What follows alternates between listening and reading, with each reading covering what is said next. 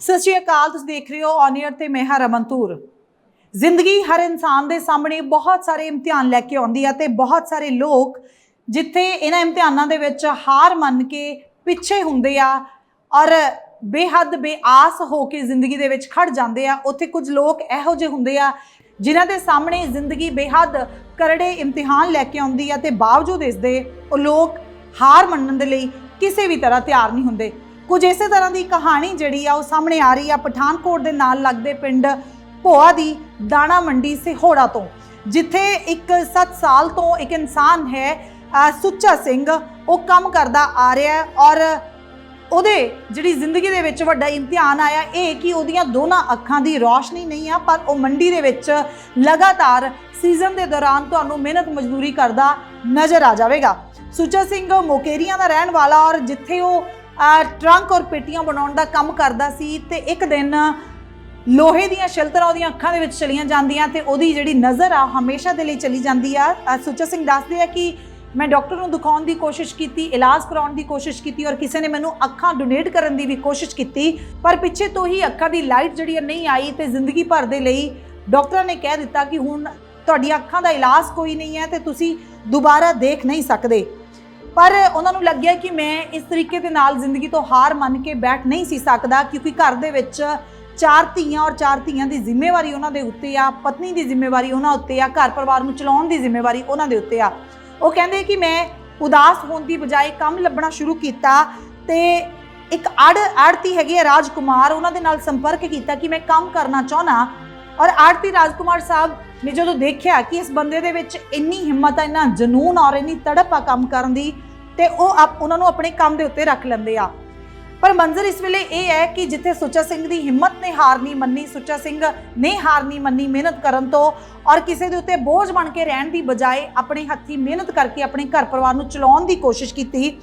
उत्थे त्रासदी ये है कि मंडियां जड़ियां साल दे विच सिर्फ 2 बार खुलदियां और 6-6 महीने बाद कुछ दिन काम करके सुच्चा सिंह ना तो अपनी 4 धीआं की पढ़ाई का खर्चा चक सकते हैं ते ना ही उन्हां दी अगली जिंदगी दे विच विआह वर्गी जिहड़ियां चीज़ां होणियां उन्हां दा खर्चा चुक सकते हैं।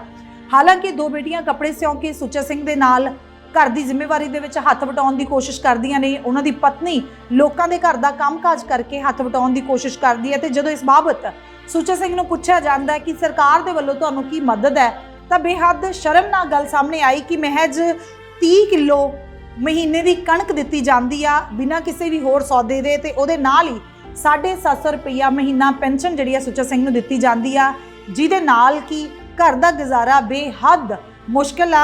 और ये उत्ते भी बेहद सवाल खड़े होंदे आ कि जिहड़ा इंसान लगातार मेहनत करने की कोशिश कर रहा और सरकार दे वल्लों 30 किलो महीने की कणक और उहदे नाल बिना कोई होर सौदा दिते 750 रुपए की पेंशन दे दी जाती है कि तुसीं अपने घर का गुजारा करो।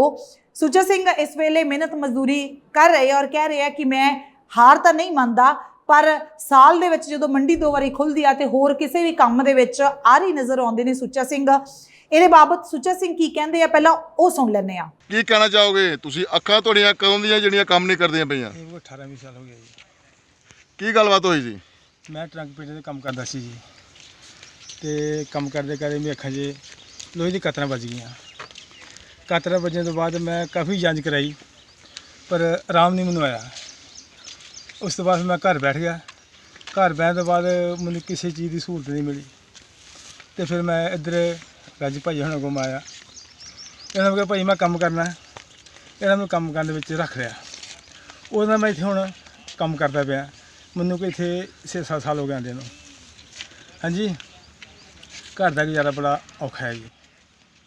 सरकारां वालों कोई मदद मिलती पई तुहानूं? सरकार वालों मदद जी 750 रुपया अपनी पेंशन जी वो लगी दी है जी। होर की मिलता हैगा? और राशन मिलता 30 किलो महीने का राशन है। की है मिलता राशन च? की मिलता तुहानूं? सिर्फ कणक ही कणक आ, होर कुछ नहीं मिलता। 750 और कणक दे विच घर दा गुजारा हो जांदा तुहाडा? बड़ा मुश्किल है जी। बच्चे किन्ने आ तुहाडे? मेरी 4 गुड़ियाँ जी। की काम की करदे हैगे हो? बच्चे की काम करदे ने? मेरी काम कोई नहीं करती गुड़ियाँ मेरी, सिर्फ सिलाई कर दी। 2 गुड़ियाँ मेरी सिलाई करती, घर की सिलाई करती ते जेह्ड़ी मेरी घर दी है वो लोगों का घरों का काम करती है ते असीं पेट पालदे। कदी तुसी सरकारी कोई अधिकारी अगे कदी किसी लीडर अगे तुसी क्या नहीं भी मैनूं इस तरह मेरी मदद करो? ਨਹੀਂ ਜੀ, ਇੱਕ ਮੌਕੇ ਦੀ ਇੱਕ ਵਾਰੀ ਮੈਂ ਡਾਕਟਰ ਕਿਸੇ ਨੂੰ ਪਰਚੀ ਦਿੱਤੀ ਸੀ ਬਣਾ ਕੇ, ਉਹਨੇ ਮੇਰੀ ਉਹਦਾ ਜਵਾਬ ਕੋਈ ਨਹੀਂ ਦਿੱਤਾ ਜੀ। ਜਿਸ ਤਰ੍ਹਾਂ ਆਮ ਦੇਖਿਆ ਕਿ ਤੁਹਾਡੇ ਵਰਗੇ ਜਿਹੜਾ ਵਿਅਕਤੀ ਹੈਗਾ ਉਹਨੂੰ ਕੋਈ ਵੀ ਨੌਕਰੀ ਨਹੀਂ ਦਿੰਦਾ ਹੈਗਾ, ਕੋਈ ਵੀ ਕੰਮ ਕਾਜ ਤੇ ਨਹੀਂ ਲਾਉਂਦਾ ਹੈਗਾ, ਹਾਂਜੀ ਹਾਂਜੀ, ਕੀ ਕਹਿਣਾ ਹੈਗਾ ਤੁਸੀਂ? ਇਹ ਰਕਮ ਕੰਮ ਕਰ ਲਾ ਕੇ ਰਾਜੀ ਨਹੀਂ। ਇਹਨੇ ਬੜੀ ਭਾਈ ਹੋਣੀ ਮਿਹਰਬਾਨੀ ਆ, ਰਾਜੇ ਭਾਈ ਹੋਣਾ ਦੀ ਥੋੜੇ ਦੇ ਵਿੱਚ ਮੈਂ ਆਇਆ ਦਾ, ਤੇ ਇਹਨਾਂ ਨੂੰ ਜਿਹੜਾ ਕੰਮ ਤੇ ਲਾਇਆ ਦਾ ਤੇ ਮੇਰੀ ਰੋਜੀ ਰੋਟੀ ਚਲਾਈ ਦੀ ਹੈ। ਮੈਂ ਇਹਨਾਂ ਦਾ ਬੜਾ ਧੰਨਵਾਦ ਸ਼ੁਕਰਗੁਜ਼ਾਰ ਕਰਦਾ ਤੇ ਇੰਨੀ ਮਦਦ ਮੈਨੂੰ ਦੇਣ ਦੇ ਰਿਹਾ। ਇਸ ਤੋਂ ਬਾਅਦ ਮੈਂ ਹੋਰ ਕੀ ਮਦਦ ਲੈ ਸਕਦਾ ਇਹਨਾਂ ਕੋਲ। ਇੱਥੇ ਸੀਜ਼ਨ ਦੇ ਸੀਜ਼ਨ ਆਉਂਦੇ ਹੋ ਤੁਸੀਂ ਜਾਂ? ਹਾਂਜੀ, ਮੈਂ ਸੀਜ਼ਨ ਆਉਂਦਾ ਜੀ।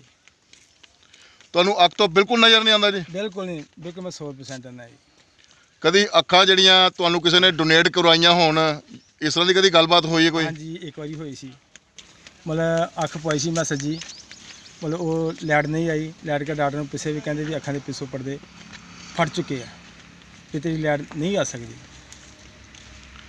ਜੇ ਤੁਹਾਡੇ ਘਰ ਦੇ ਹਾਲਾਤ ਦੀ ਗੱਲ ਕਰੀਏ ਤੇ ਕਿਸ ਤਰ੍ਹਾਂ ਦੇ ਹਾਲਾਤ ਨੇ ਤੁਹਾਡੇ ਘਰ ਦੇ? ਘਰ ਦੇ ਹਾਲਾਤ ਦੇਖੋ ਜੀ, ਜੋ ਕੰਮ ਕਰਨ ਵਾਲੇ ਘਰ ਬੈਠ ਜਾਏ ਤੇ ਘਰ ਦੇ ਹਾਲਾਤ ਕਿੱਦਾਂ ਦੇ ਹੋ ਸਕਦੇ ਜੀ।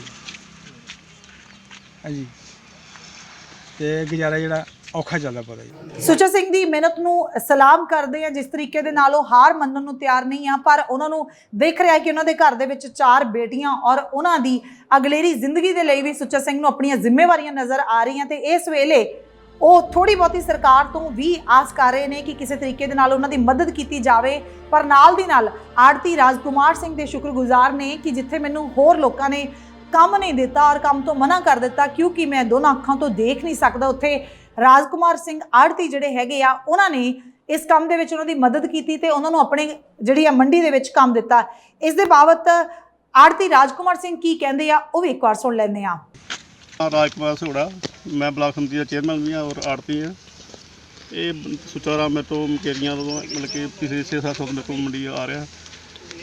ਸਾਲ 'ਚ 2 ਸੀਜ਼ਨ ਹੁੰਦੇ ਆ, ਇੱਕ ਝੋਨੇ ਦਾ ਇੱਕ ਕਣਕ ਦਾ। ਜਦੋਂ ਮੈਨੂੰ ਪਤਾ ਲੱਗਾ ਕਿ ਬੰਦਾ ਵਿਚਾਰਾ ਅੱਖਾਂ ਤੋਂ ਬੰਨ੍ਹਾ ਵਾ, ਔਰ ਮੇਰਾ ਚੌਧਰੀ ਮੈਨੂੰ ਕਹਿੰਦਾ ਵੀ ਉਹਨਾਂ ਕੰਮ ਕਰਨ ਵਾਸਤੇ ਰੱਖਣਾ। ਮੈਂ ਕਿਹਾ ਕੋਈ ਗੱਲ ਨਹੀਂ, ਲੈ ਆਓ। ਚਲੋ ਮਤਲਬ ਕਿ ਬੰਦੇ ਉਹਨੂੰ ਫੜ ਕੇ ਅੱਗੇ ਪਿੱਛੇ ਕਰ ਦਿੰਦੇ ਆ, ਔਰ ਕੰਮ ਤੁਸੀਂ ਦੇਖ ਹੀ ਲਿਆ, ਕੋਈ ਆਈਡੀਆ ਦਾ ਕੰਮ ਦੂਸਰੇ ਬੰਦੇ ਦਾ ਬਰਾਬਰ ਕੰਮ ਕਰ ਰਿਹਾ। ਮੈਂ ਉਹ ਤੋਂ ਇਸ ਗੱਲ ਤੋਂ ਬੜਾ ਪ੍ਰਭਾਵਿਤ ਹਾਂ ਕਿ ਇੱਕ ਉਹ 100% ਅੱਖਾਂ ਤੋਂ ਅੰਨਾ ਹੋਣ ਦੇ ਬਾਵਜੂਦ ਮਤਲਬ ਕਿ ਕਿਸੇ ਦੇ ਅੱਗੇ ਤਲੀ ਬਿਸਾਨ ਮਤਲਬ ਕਿ ਫਲਾਉਣ ਦੇ ਬਜਾਏ ਆਪਣੀ ਮਿਹਨਤ ਮਜ਼ਦੂਰੀ ਕਰਕੇ ਆਪਣਾ ਪੇਟ ਪਾਲ ਰਹੇ ਆ, ਆਪਣਾ ਟੱਬਰ ਪਾਲ ਰਹੇ ਆ। ਮੈਂ ਮਤਲਬ ਕਿ ਇੱਕ ਚੇਅਰਮੈਨ ਹੋਣ ਦੇ ਨਾਤੇ ਮੈਂ ਕੋਸ਼ਿਸ਼ ਕਰਾਂਗਾ ਕਿ ਸਾਡੀ ਜਿਹੜੀ ਮੈਡਮ ਉੱਥੇ ਐਮਐਲਏ ਸਾਹਿਬ ਹੈਗੇ ਇੰਦੂਵਾਲਾ ਜੀ, ਉਹਨਾਂ ਨਾਲ ਸੰਪਰਕ ਕਰਕੇ ਕੁਛ ਨਾ ਕੁਛ ਇਹਨਾਂ ਦੀ ਜਿਹੜੀ ਆਰਥਿਕ ਮਦਦ ਜਿਹੜੀ ਆ ਕਰਵਾਉਣ ਦੀ ਕੋਸ਼ਿਸ਼ ਕਰਾਂਗਾ, ਔਰ ਆਪਣੇ ਵੱਲੋਂ ਵੀ ਜੋ ਹੋ ਸਕਦਾ ਹੈ ਸਾਡੀ ਆਪਣੀ ਆਰਥਿਕ ਮਦਦ ਦੀ ਮੈਂ ਜ਼ਰੂਰ ਕਰਾਂਗਾ ਆਪਣੇ ਵੱਲੋਂ।